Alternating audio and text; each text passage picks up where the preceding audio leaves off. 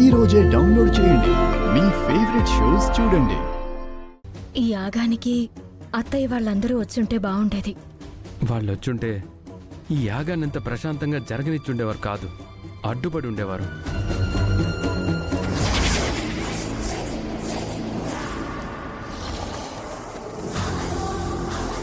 అమ్మా, ఏంటమ్మా? ఒకరొచ్చారు. ఎవరు? పెద్దిరాజు మావయ్య.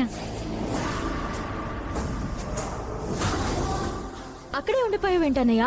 రా.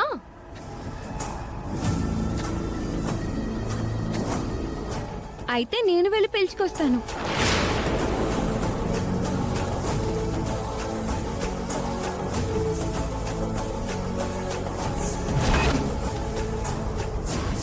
రావణాసురుడు లక్ష్మణ రేఖను చూసి భయపడినట్టు ఈ సింహద్వారం దగ్గర ఎందుకు ఆగిపోయావు? నువ్వు చేయి పట్టుకుని ఈ ద్వారం దాటిస్తే వస్తానమ్మా.